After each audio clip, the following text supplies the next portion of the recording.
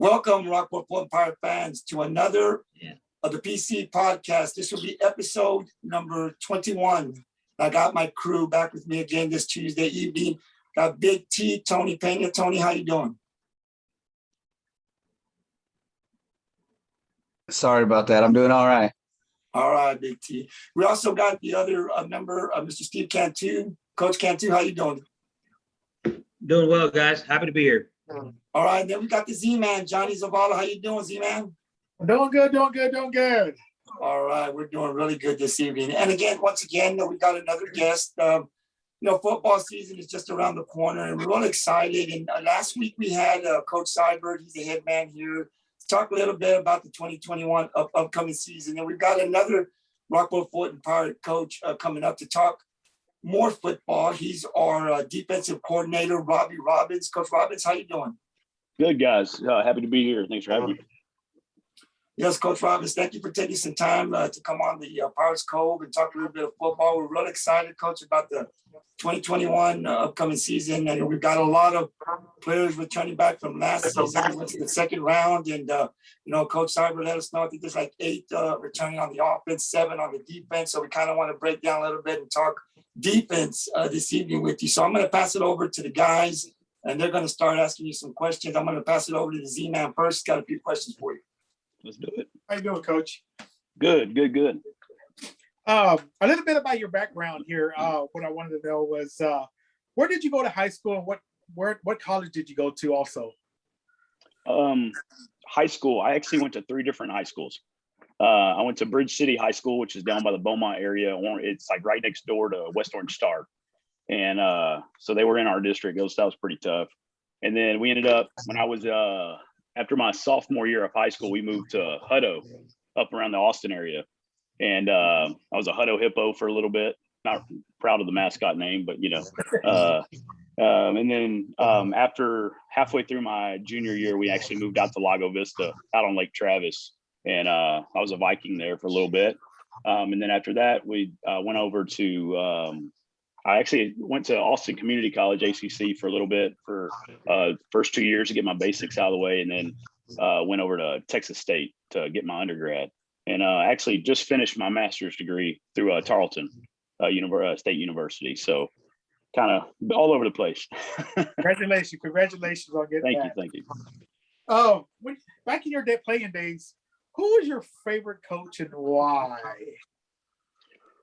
I had a couple of them.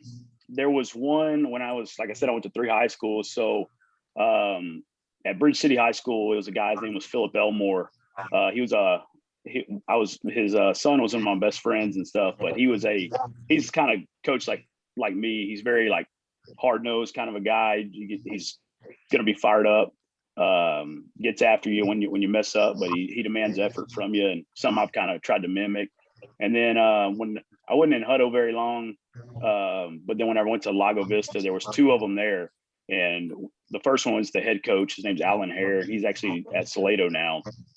But he's a lot about character and preach character a lot. And it really kind of impacted me personally and kind of helped develop to the man I am now. And then the other one was Coach Elder. And he was my powerlifting coach. And so I learned a lot of my powerlifting stuff from that guy. And but he was kind of a bigger, funny guy, high energy. And so I just kind of, for me personally, I kind of took all of their little things from each one of them, and just kind of made it into my own. So it kind of developed who I am. I always wanted to know about. I've been asking every coach about that. It's just every coach has his own little story behind that. That basically leads them into becoming a coach themselves. And I just wanted to know what led them to that. Besides being on the field, what is your teaching field at the school, and why did you pick this subject? I've been all over the place, to be honest, since I've been at ACISD. My first year, I was a PE teacher at Fulton and elementary school, and did that for a year. And then I came over to the middle school, and pretty much the whole time I've been here, I've followed our senior group kind of through each grade. And which is really been great for me, because I've really gotten to know each one. And it's almost like it's my own kids, because I've seen them grow up from 5th grade all the way now till they're in 12th grade. And but I did ISS for the past 2 years. And then this coming up year, I'll be doing 7th grade social studies. So, and yeah, so it's, I'm, like I said, I'm all over the place. I hear you that, man. And you don't get home. You basically don't have a home base for that one. No. It's just curious, what brought you to Rockport? So growing up, my great grandfather actually lived in Rockport. He moved to Rockport like back in like 1987. And so I've been coming to Rockport ever since I was a baby. And it was every spring break and every summer we made sure and we took a trip down here. And when my first job was a middle school job at Lago Vista under Coach Hare, and I did a year there doing middle school football. And then when Coach Seibert was actually coaching at Troy at the time, who was in our district. And so we actually coached against each other.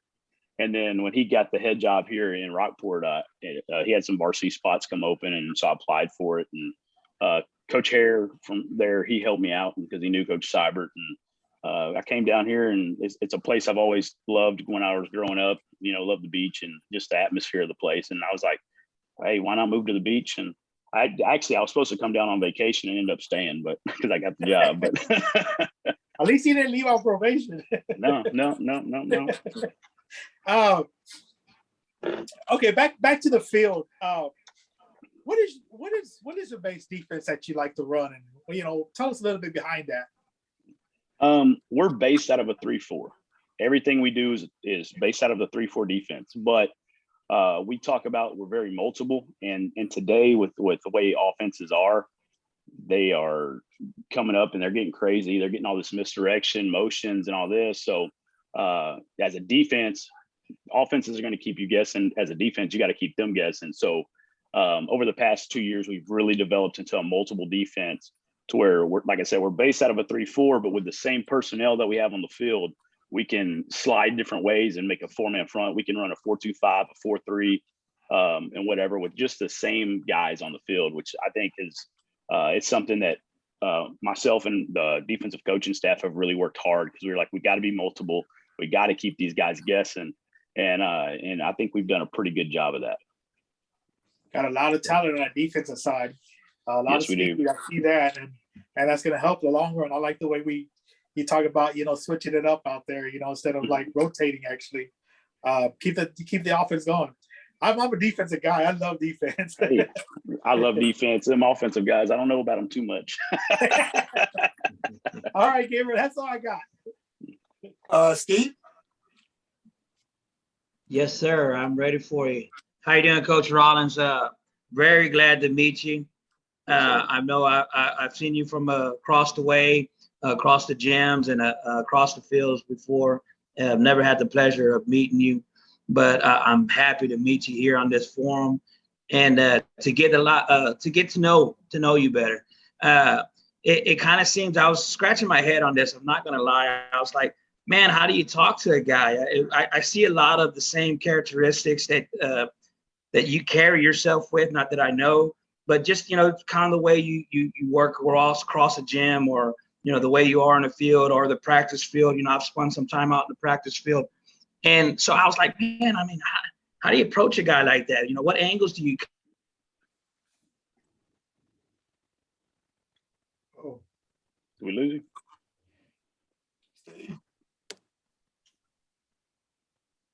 Tony, we'll jump over to you. You can go ahead and start up with your questions till Steve gets back. All right. Kind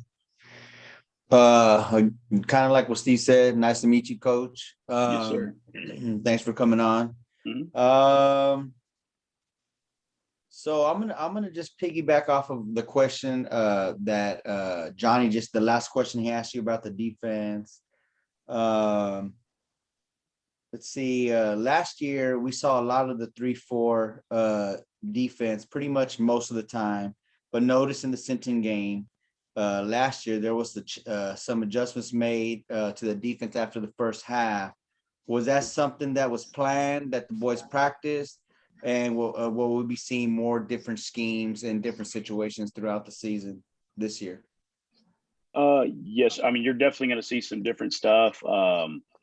you know, we, like I said, we're very multiple and we stem a lot. We stem to, we'll look like we're in a 3-4, we'll stem to a 4-man front really fast and try to get the offense to jump, stuff like that. As far as Sinton goes, we were trying to slow him down, and we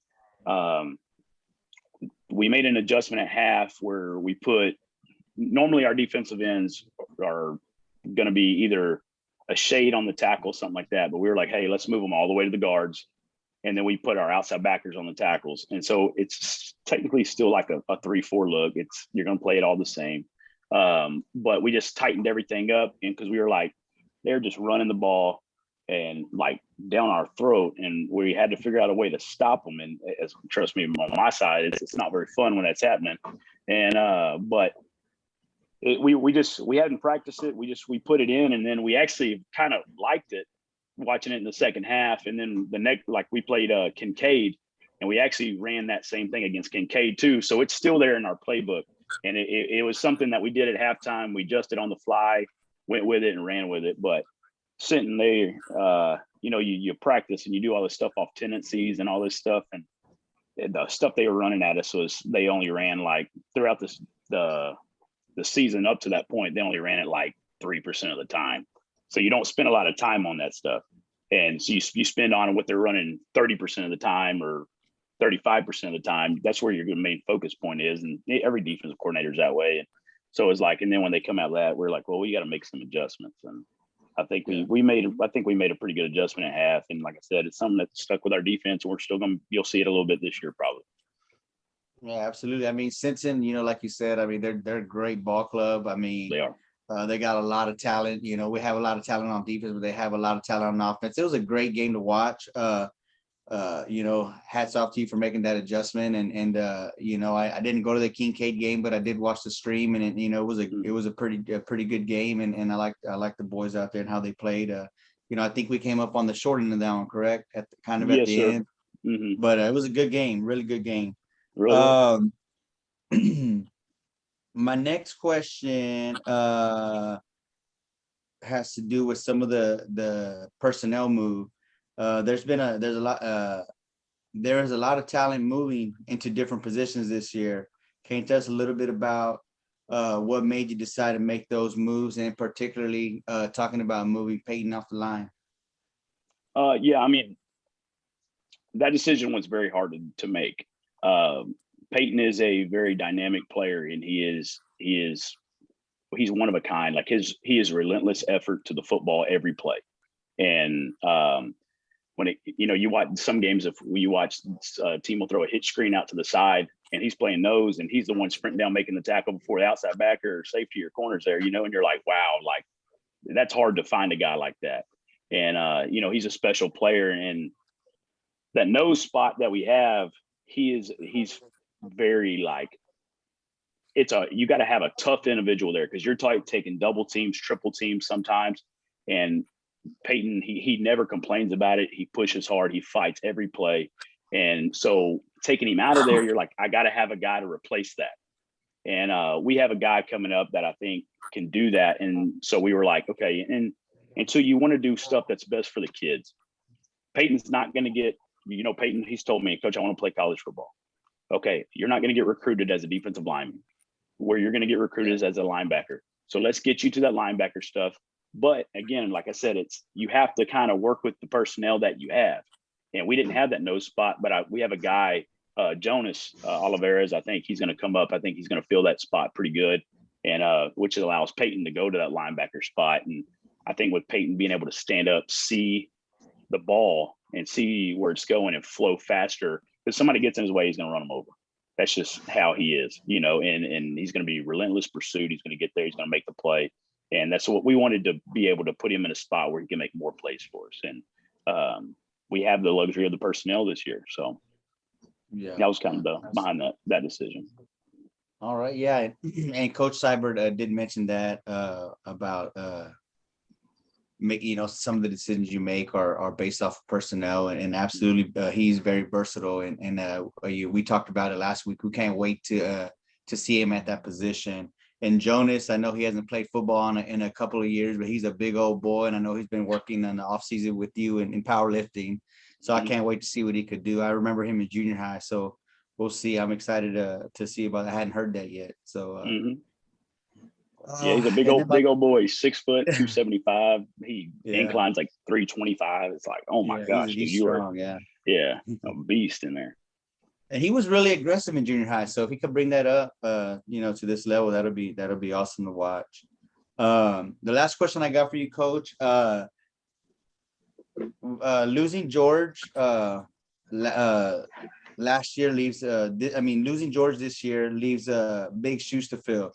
Do you have someone in mind to take over that role on the defense?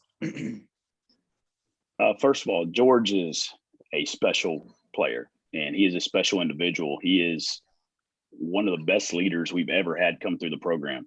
And, he's pre-snap, he's getting guys in the right spots. He's telling them, hey, get there. He's calling coverages because he's a kid that, Coach, I don't understand this. Why are we doing this? Well, let's go draw it up on the board. Let's talk about it. So because you always, with kids today, and you always have to explain the why. Why are you doing something? And so with George, he was always asking the whys, and I love that because, George, this is why we do it. Okay, Coach, I'm with you 100% with it. Let's go do it. And he would know it just as well as the coaches. So he could call a coverage on the field if a team's going hurry up and we can't get the call in for the coverage. He knew how to call the coverages because he cared about it so much. And he's like I said, special leader. If somebody messes up, he let them know about it. And he's a kid who always led the right way, but filling that spot is going to be tough. And I'm hoping somebody will step up and fill that role. We have a couple guys that I think can do that. I think some of them will have to kind of get out of their comfort zone a little bit. But you have kids like Caden Kennedy, Wyatt Bone that we're looking for that kind of a spot. Both of them are talented enough to do it. They may have to get out of their comfort zone a little bit with the leadership and kind of just be a little more vocal. Like George was, but that kind of comes with time and being getting to be an upperclassman and stuff like that. But if they can, those two can open up a little bit and kind of take on that leadership role, those two could be just as effective as George. But it's got to be a decision, they got to make and stuff personally. So okay, so you're talking about those guys for safety.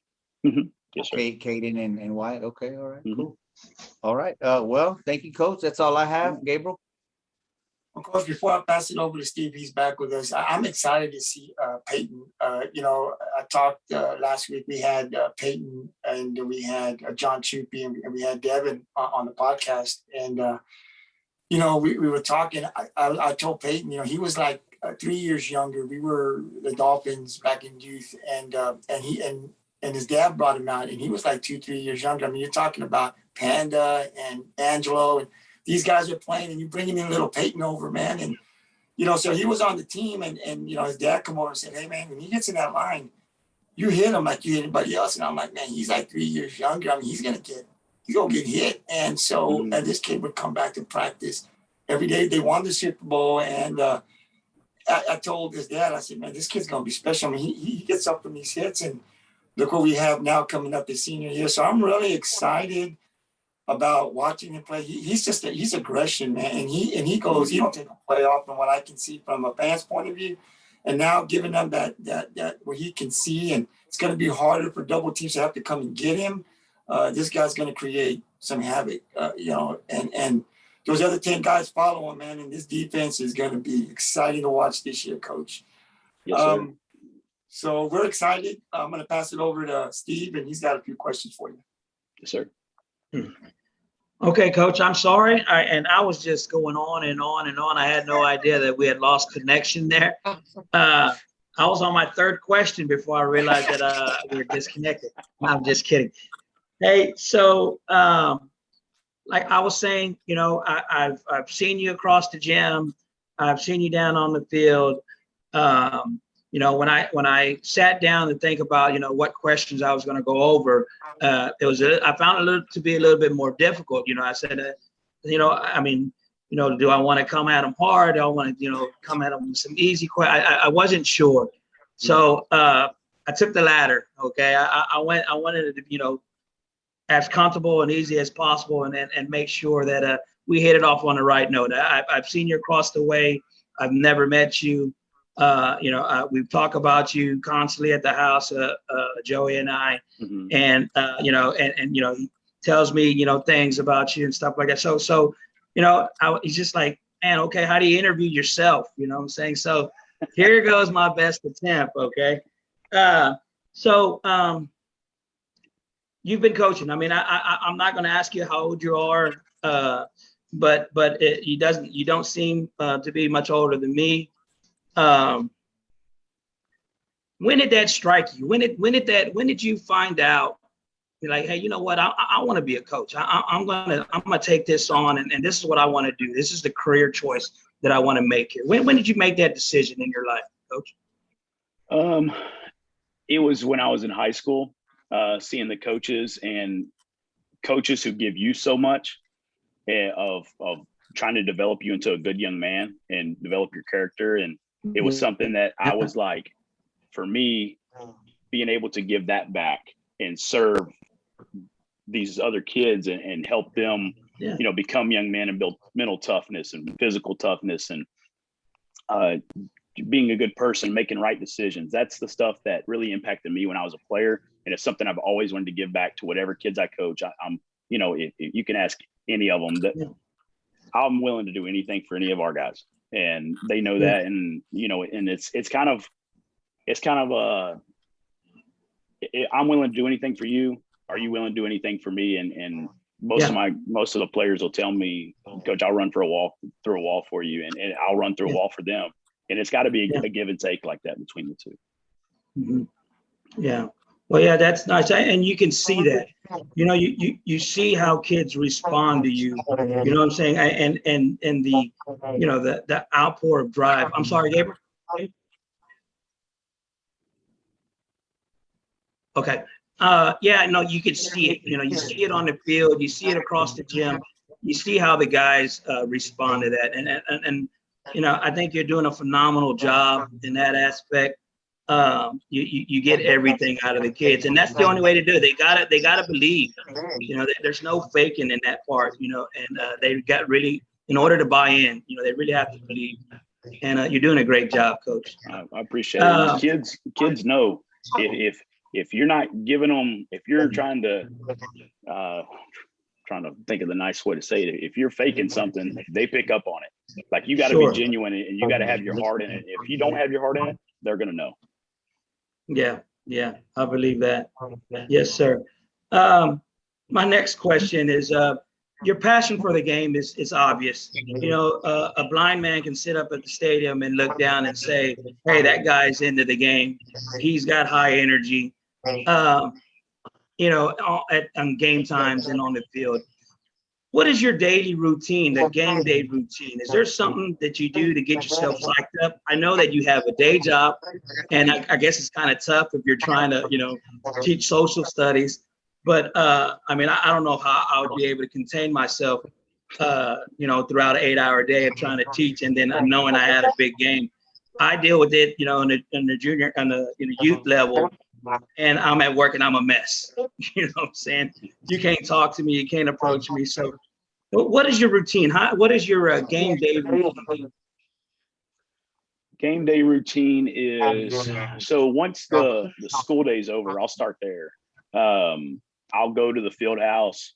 I'll kind of go to my office. I make sure, first thing I do is I make sure everything's ready to go. If I haven't done it yet within the day, but usually I'd probably do it the first thing when I get there. I make sure I have a sheet for all my coaches for calls and stuff like that for the game. I make sure that they have that. And then kind of like the first thing I do is I'll kind of go sit in my office. I'll turn the lights off, and just kind of like close my eyes for about 15 minutes and just kind of focus on the game. I'm not one that likes to cut up before game.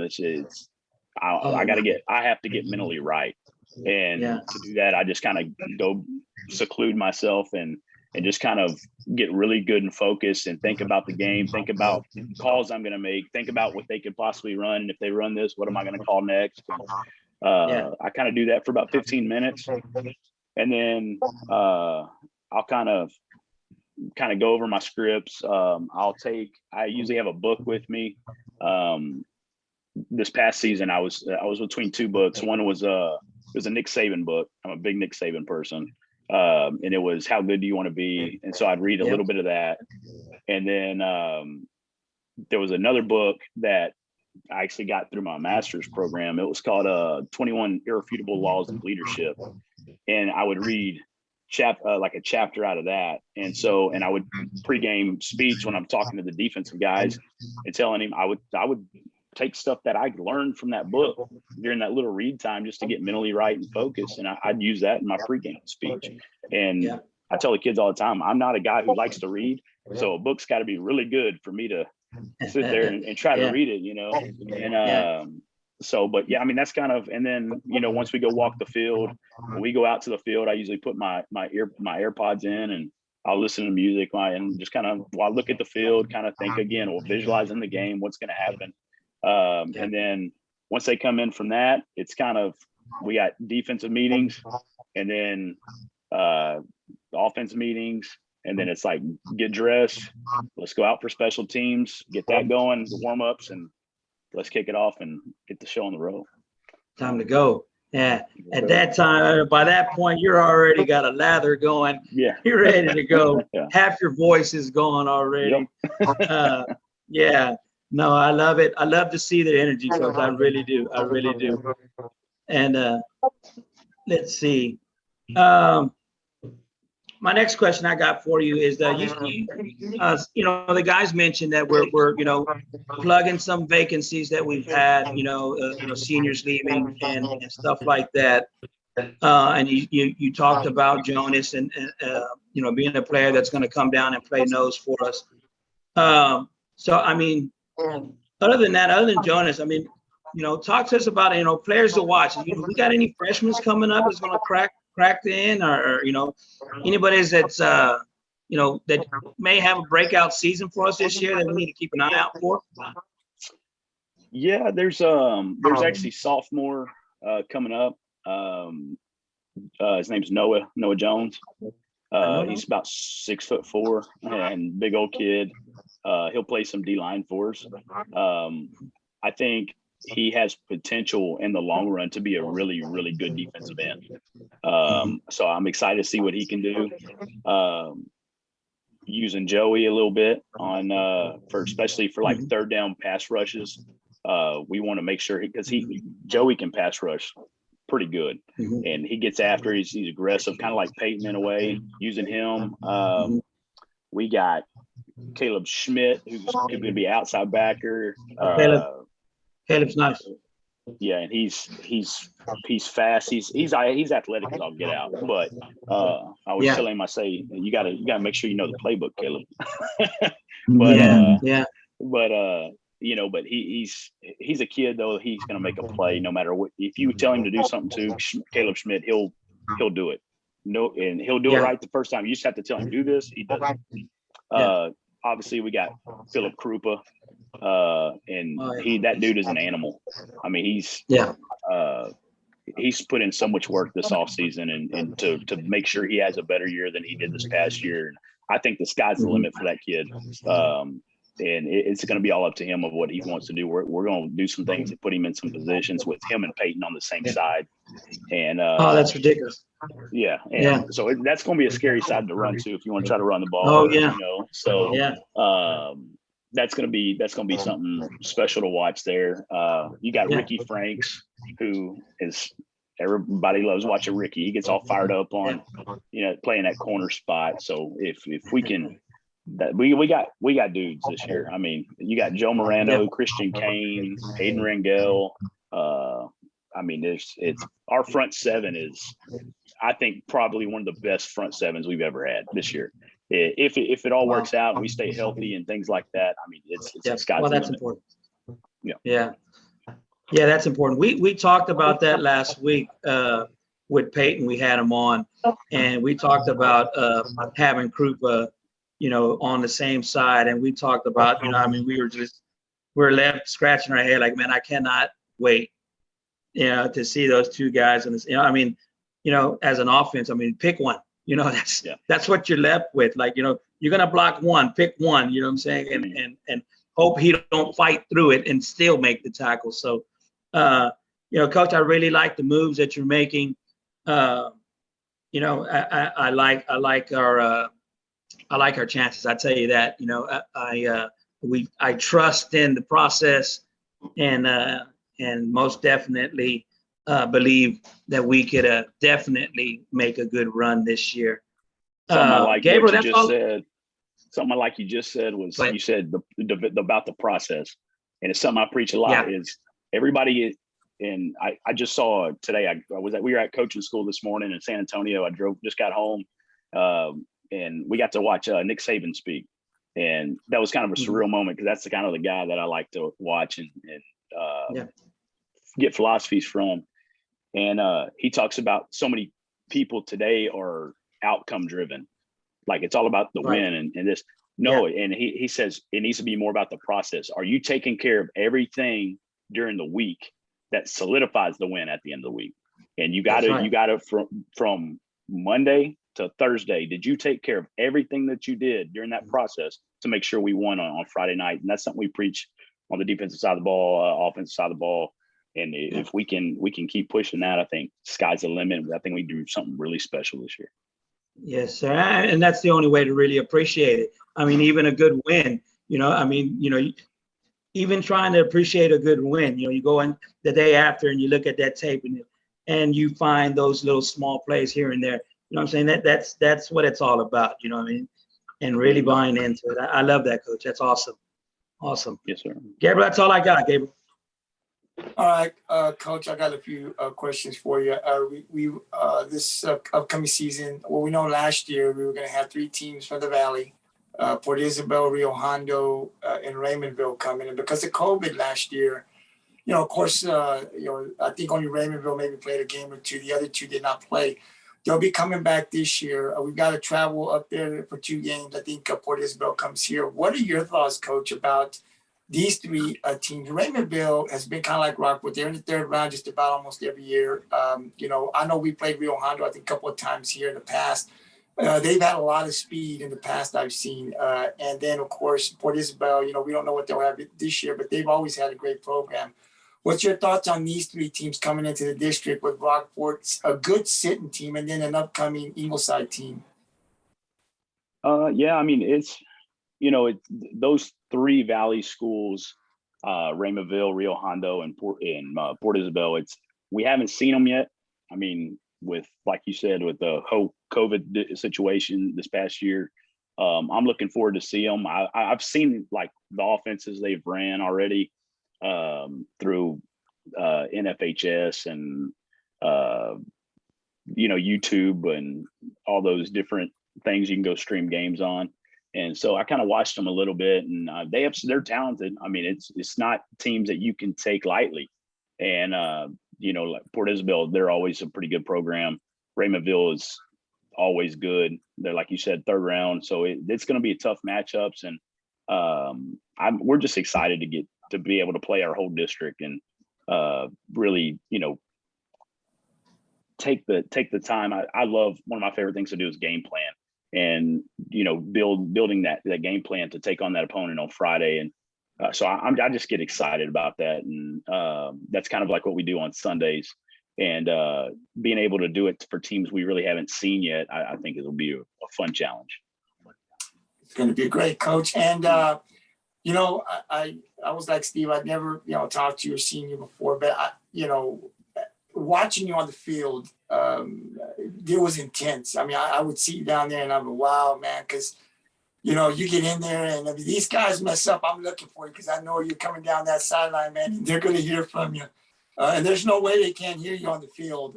And so I'm like, wow. But I was never a football player. I was a basketball player. And I loved when I was in high school. I loved the coach that brought intensity because it elevated my game.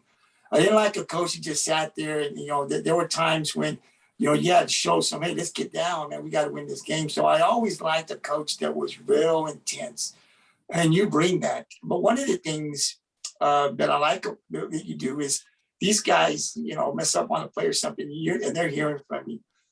But you balance it so well, Coach, because when they're doing something good, I see you, man. You're running down that same sideline. You're the first one that's giving them a high five when they're coming out. And it's balanced so well. So they know, listen, I messed up. The coach is going to jump on me. But if I do good, he's going to be the first one to praise me. And I just love that about a coach. I see the guys, they get a turnover, they get an interception. They all of a sudden get something. They get like a chain or something. And I've never been able to see where that chain comes, because I get excited when they turn the ball over and I'm high-fiving the people next to me. By the time I know it, Coach, it's they're coming down the track and they've got this chain on them. People really get excited. So I'm thinking, where did this come from? Was it something you wanted to bring in? The kids have, they love it, and the fans actually love it. How did this come about? And was this your idea? Yes. Whenever I got the defense coordinator job 2 years ago, I wanted to bring in, one of my first things was we need to build a culture on the defensive side of the ball we are hard-nosed, we are going to attack you, but we're going to have fun while we do it. And, the turnover chain, I didn't come up with that. That came from college football, has been doing it. Miami Hurricanes, they've been doing that for a while. But every time they got a turnover, they pull out this chain, which is, their chain's like thousands of dollars, but it's all blinged out with diamonds and stuff. We can't afford that, but we do the best we can with what we got. And, so something I like to do is I like to get a new one every season. And so when we get a turnover, the guys, they know they're looking for me when they come running off. They're like, "Where's Coach Robbins at?" And we actually have a briefcase on the sideline that it stays in. And we take it out of the briefcase, we put it around their neck and let them go crazy, celebrate with the crowd. And but since we started the first year we did that, with 13 games, we had 29 turnovers in 13 games in my first year. And it was all because those kids wanted to wear that chain, and they know it. Like, they've asked me, they'll come to my office and say, "Coach Robbins, can I wear the chain for the pep rally?" No, that is for turnovers only. That's the only time it is taken out of the box. Yeah, it's you don't wear it unless you earn it. And so that's something that we do with that, and the kids have loved it. I've loved it. It's fun. And like you said, you got to praise them when they do good, but you also got to get after them when they mess up, and they know I'm going to do that, and they know I'm big on effort. I got to have effort. I'm going to demand effort from you. If I don't get it, you're going to run the drill again. You're going to run the drill again. You're going to run the drill again until I get what I want out of you. So, and you can't accept anything less.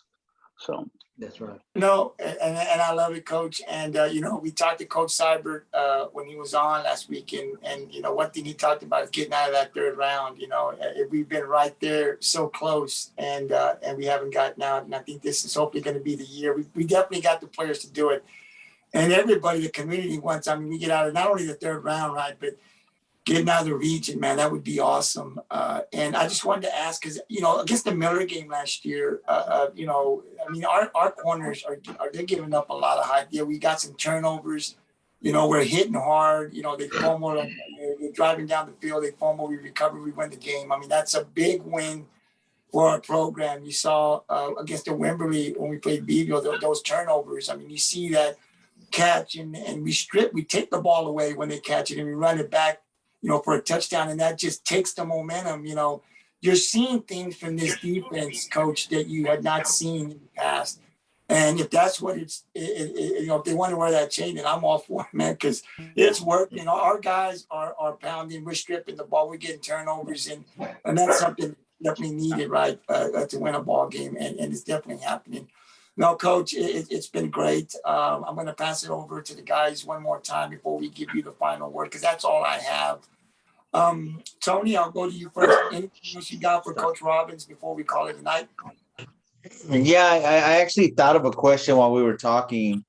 As a defensive guy, do you ever watch the opposing team's defensive tendencies and offer any offensive advice as far as play calling? Like, hey, they're going to do this. They've done this every third down or whatever. Do you ever, as a defensive guy, do you ever pick up on what the opposing defense is doing when we're running a specific play or in a specific formation on offense? Do you ever say, hey, coach, we need to run this. You need 3 yards. We need to run this. Do you ever offer that? How does that relationship? Yeah, me and Coach Cyber, we work very well together.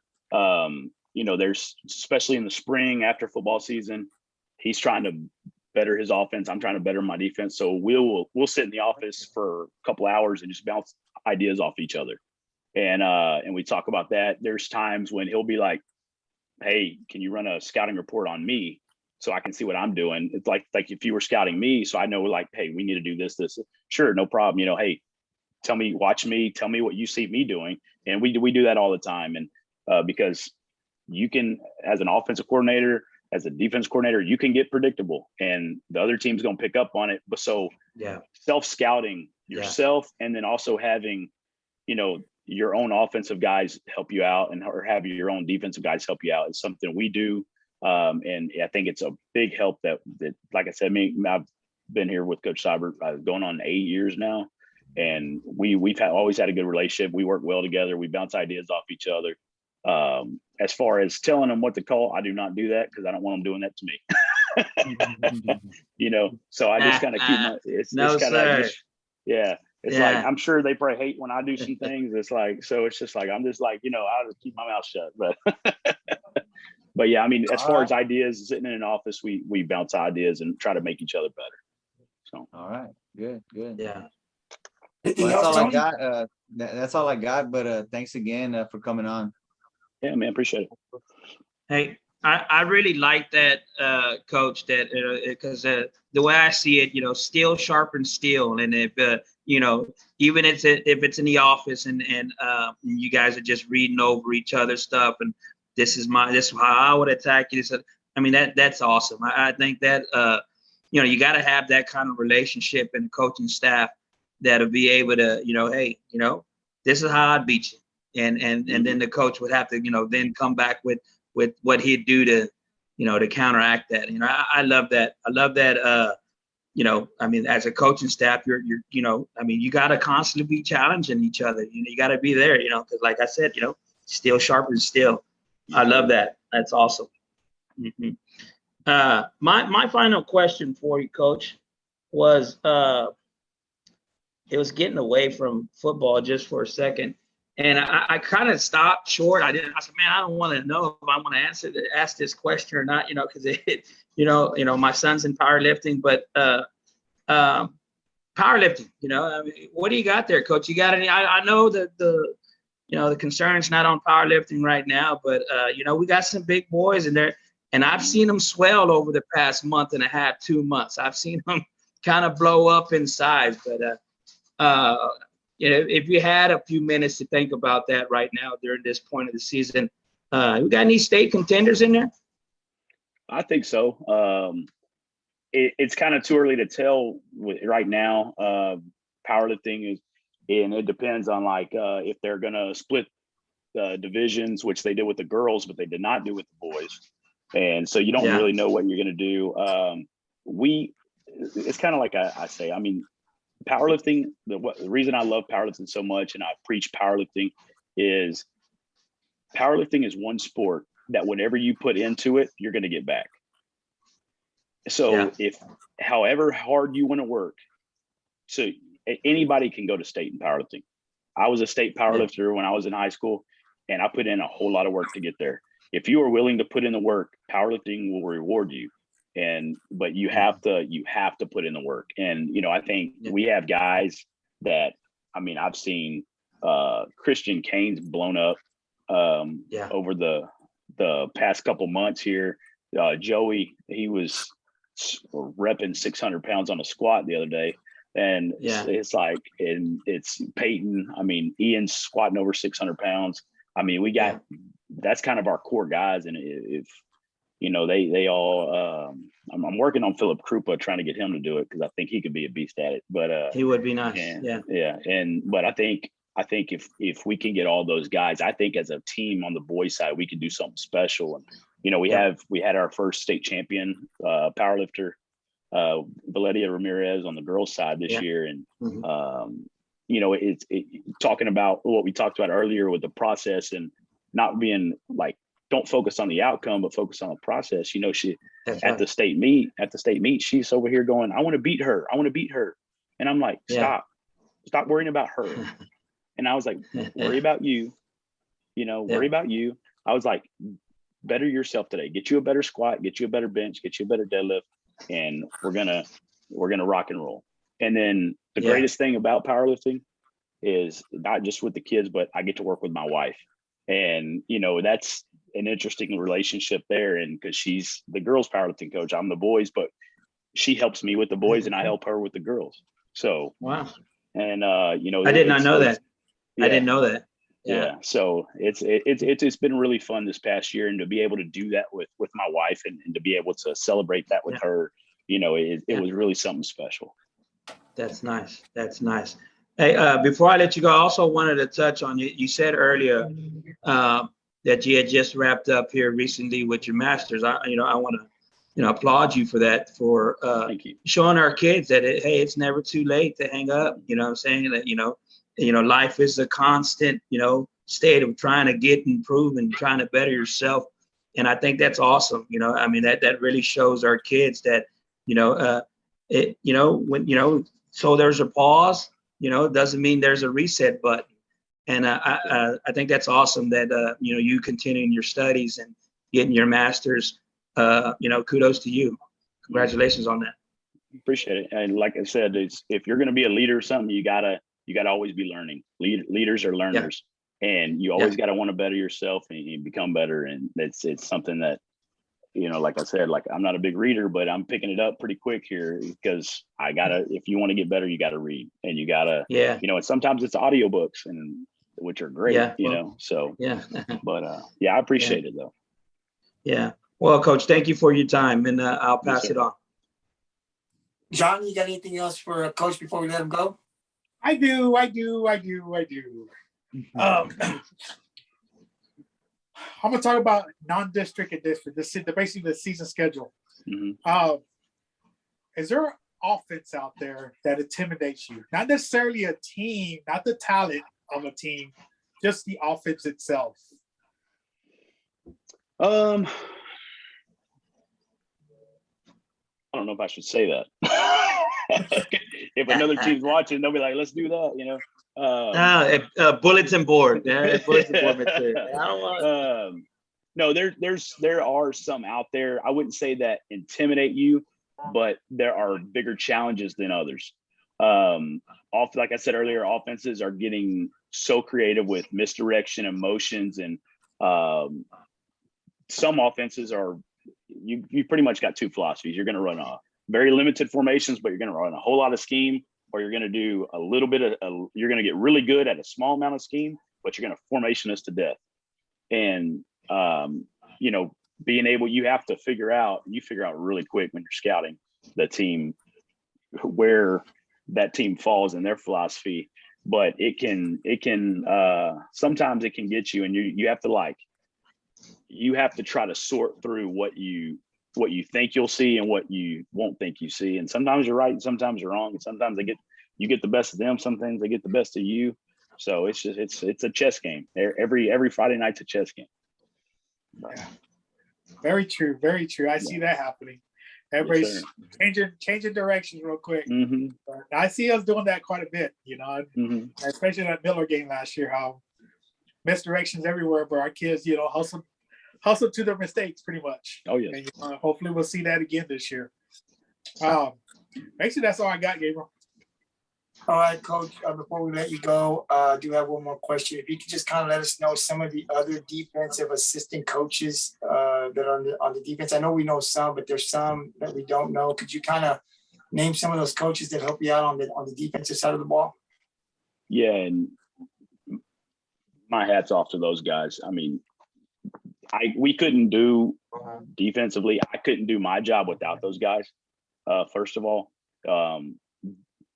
without them, I would sink. And because we all help each other out. And in Sundays when we're doing game planning, I want everyone's ideas, because they may see something that I don't see. I may see something they don't see, and we all kind of dump our ideas out and we figure out the best game plan. But our defensive line coach is Coach Busak. He's a great guy.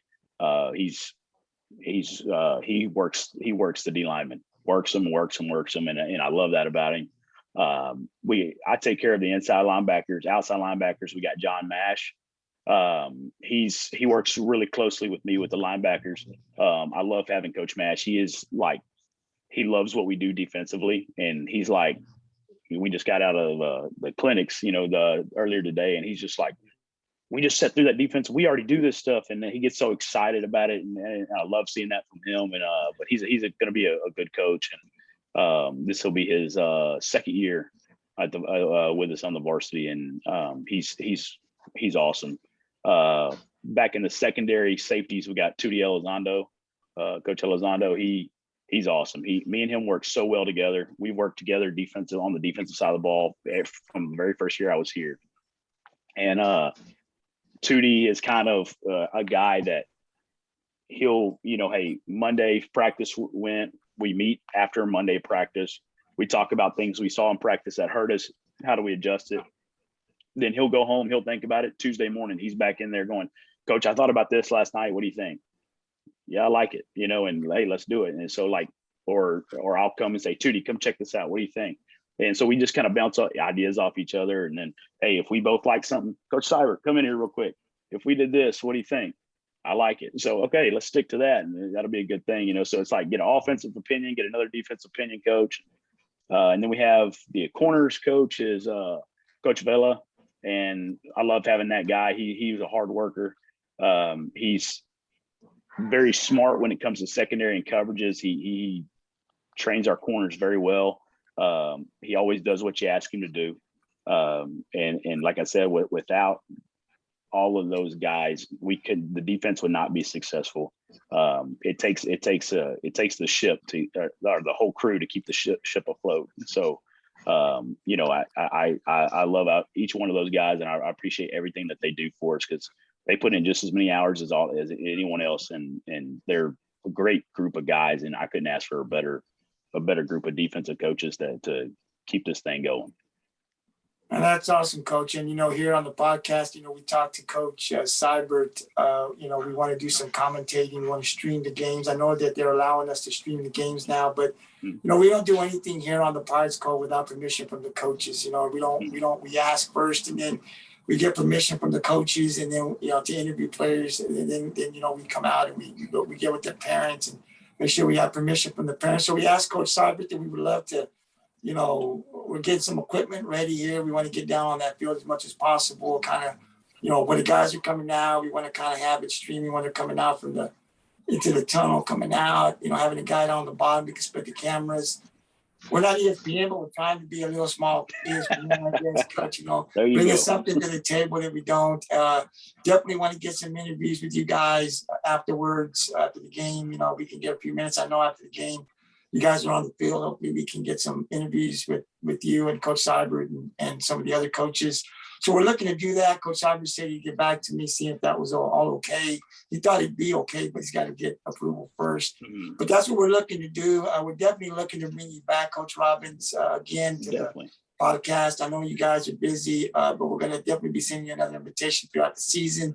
Hopefully you can come back and join us at least once or twice throughout the season. Then, of course, we can catch you on the field. But we do want to wish you luck here from the Pirates Cove. We're behind you 100%.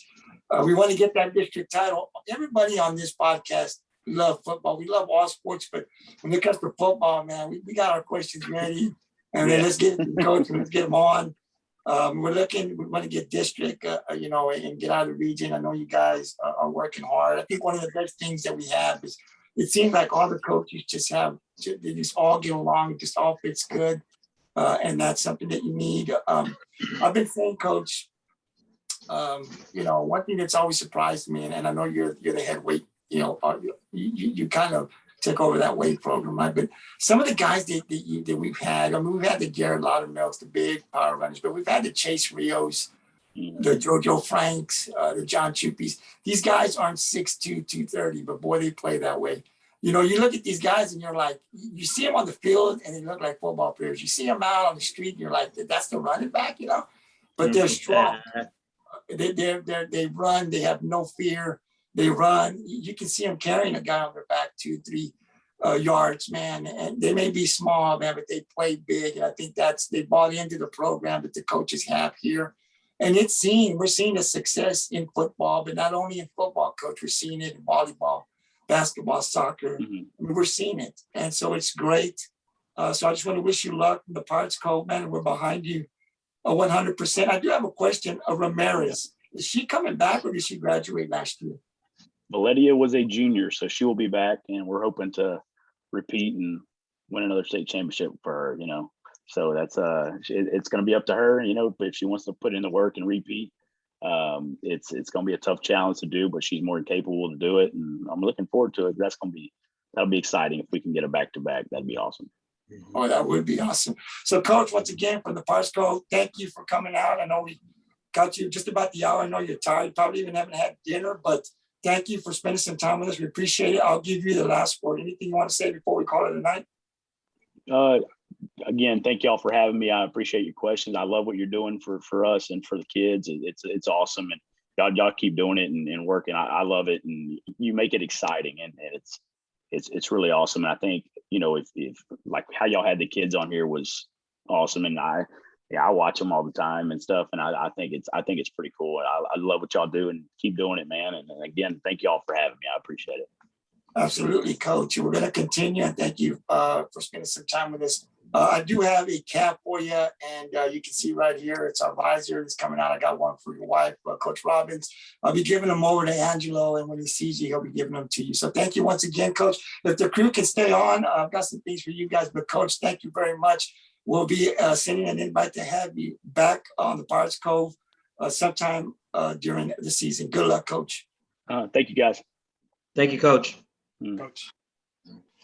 Guys, I do want to talk to you guys a little bit before we call it a night. We do have something. I don't know if you guys have seen on our page. It has to do with Bullet Taurus.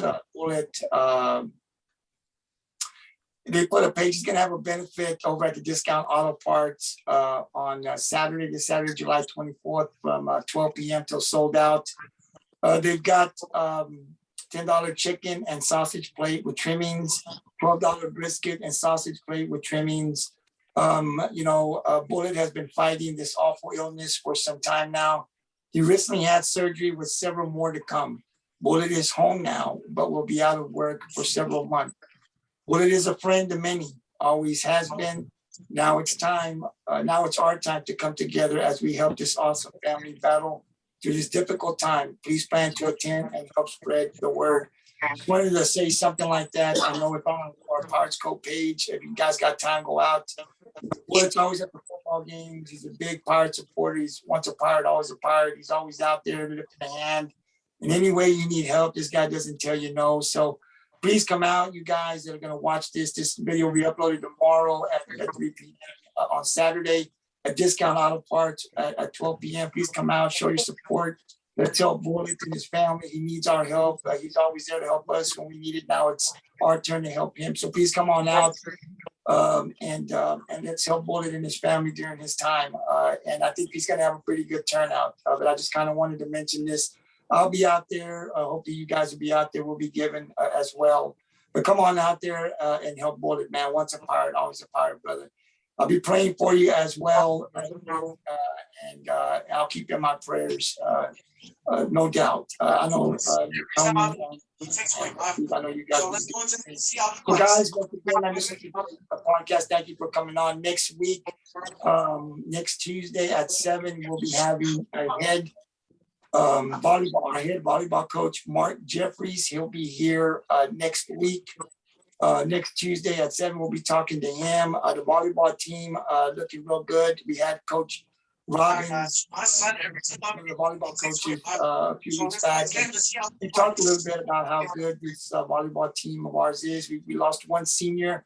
They're looking to win the district title. I think we got a good shot. We definitely want to be able to show support to our volleyball team. So tune in next week. Coach Mark Jeffrey, our head volleyball coach, will be on the PC podcast. We'll have questions for him as well. And hopefully we can make a deep run in football and volleyball. So till next time, guys, thank you. I'll see you guys next Tuesday, man. Have a good night. Peace out. Once a pirate, always a pirate. And I'll see you guys next Tuesday.